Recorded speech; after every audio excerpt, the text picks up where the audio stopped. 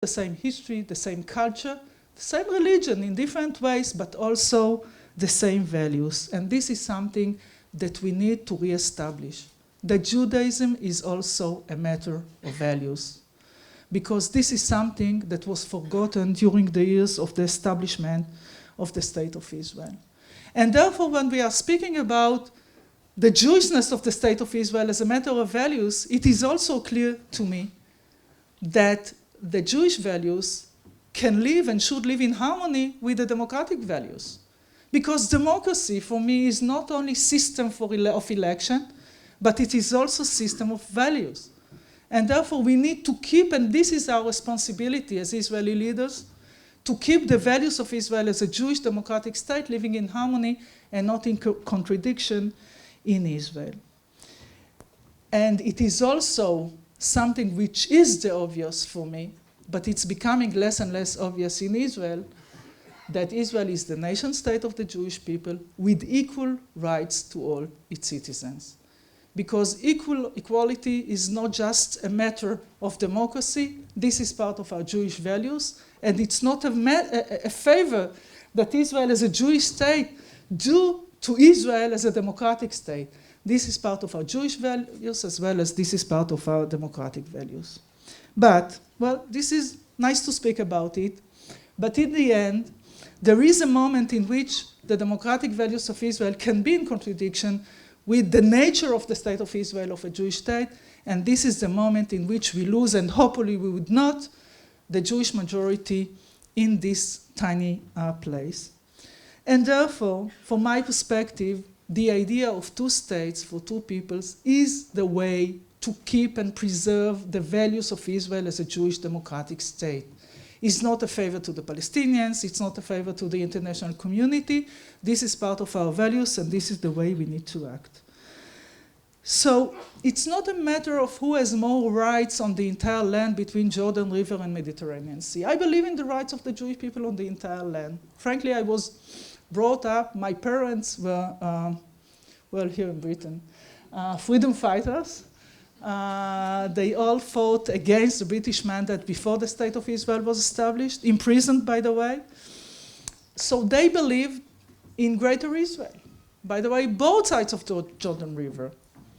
But yet, according to their values, I believe that our choice is between having Greater Israel, but the meaning is that the State of Israel would stop existing as a Jewish state or as a democracy, or to have the State of Israel on part of the ancient land of Israel, but yet to keep its values as a Jewish democratic state. In my choice between the State of Israel and the entire land of Israel, my choice is the State of Israel.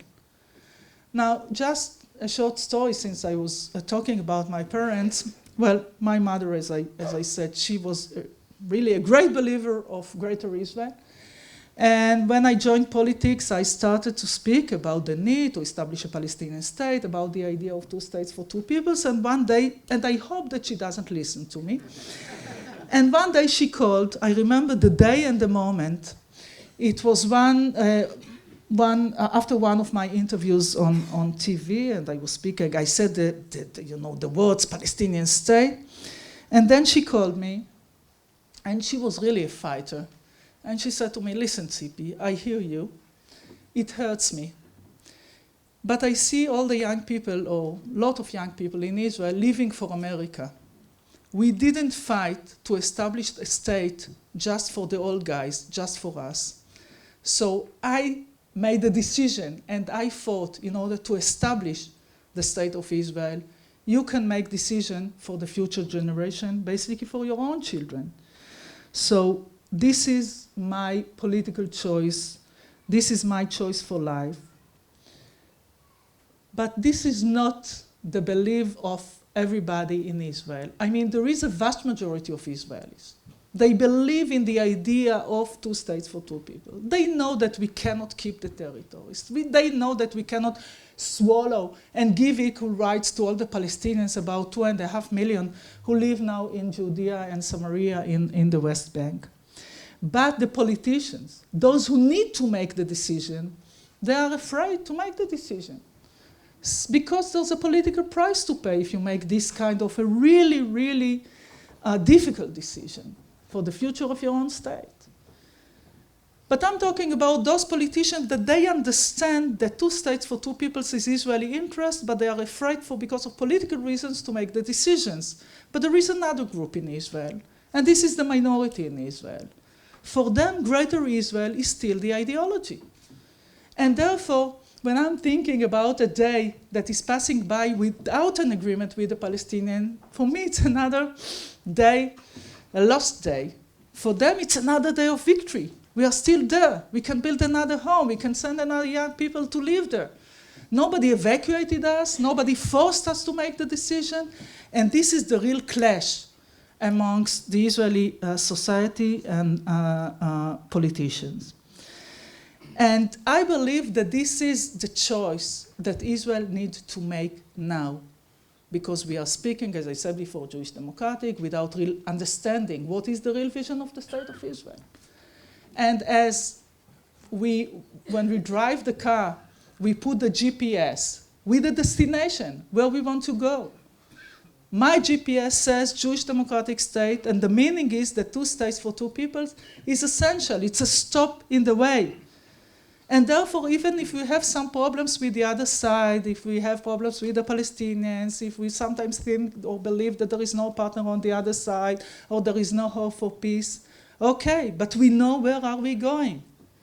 And we know that if there are problems on the way, there are some steps that we can make in order to move forward.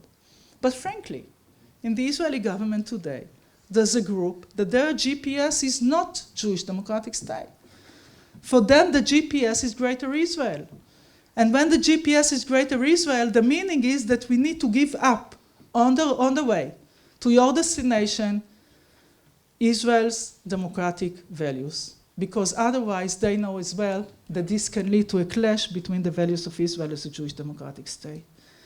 Now, the problem is that since we didn't make the decision, we have infiltration of the Israeli-Palestinian conflict to the Israeli society. It's not anymore the conflict between the state of Israel and the Palestinian Authority. It is now becoming inside the Israeli society a conflict between Jews and Muslims. And what I said about some phenomena here in Europe, about extremism, this is something that's happening to us as well. And also in Israel, we see the politicians that are exploiting this situation in order to spread or to use this, to abuse this hatred. And they are gaining. They get more support. They are putting bills on the Knesset, on the parliament table, of suspension to Israeli Arab members of parliaments, against NGOs, against us, against the opposition. We are being accused of being traitors when it comes to a real decision, legitimate decision. What is the vision of the State of Israel? What are the values of the State of Israel? What we saw in the last elections in Israel was just the beginning of something that is becoming now a trend. And our responsibility is to face it and to stop it. Now, I know that for some politicians, status quo is the best thing because they can survive. No decision, no criticism, it's great. But I believe that status quo is not sustainable in Israel. And what we see now, this terror, and it's not only a wave of terror, it's more than that. What we see is part of a situation in which the status quo is not sustainable. And that, as I was speaking about extremism inside Israel, this is also part of what is called in Israel the status quo. We control the conflict, we manage the conflict. No, we not. We don't. The conflict manages us. And this is the situation these days in Israel. And therefore, we need to make decisions because otherwise, the minority in Israel, those believing in Greater Israel, those that would not accept any peace treaty, no matter what, because of the need to give up part of the land, for them, they are pushing us to the point of no return. Now, it is true that it's not an easy goal. I never said, and I would not say today that, give me 2 minutes with the Palestinians and we can make peace. There is peace just around the corner and we'll be there. This is not the situation. The situation is very complicated also on the other side. But I believe that the moment in which we decide what is our vision and destination, we can make our own decisions, even without the other side. I mean, the state of Israel was established even though the Arab world didn't want this to happen. Because the nature of Zionism is to initiate, is to work with the world, to make decisions. And this is something that, unfortunately, Israel is not doing today. Now, things are happening to us. Instead of having a state that initiates, that is working with the world, that is preserving our own interest, and in any agreement we need to keep our interest, Israel now is forced to take some actions in accordance to the needs or decisions of the international community. And I mean, there is no vacuum in the international community. Something is happening. And now what's happening is the French initiative and the Quartet decision from just a few days ago. Now, the Quartet put recommendation. The Quartet, is the United Nations, EU, Russia, and the United States. And they all worked together for months now and reached an understanding what needs to be done in order, hopefully, to change the situation on the ground and to have both sides, Israel and Palestinians, renegotiate and relaunching the negotiation. Now, no surprises, by the way. And very important is so that there is nothing there that affects or harms Israel's security. What is there? Well, at first, they are condemning, advising, and saying to the Palestinians that incitement needs to be stopped. And this is something which is very important, because we are facing incitement on the Palestinian side. But as this is the responsibility of the Palestinians to stop incitement, our responsibility is to change realities on the ground. We are controlling these territories. So there are certain steps that we can and should make in order to change the reality.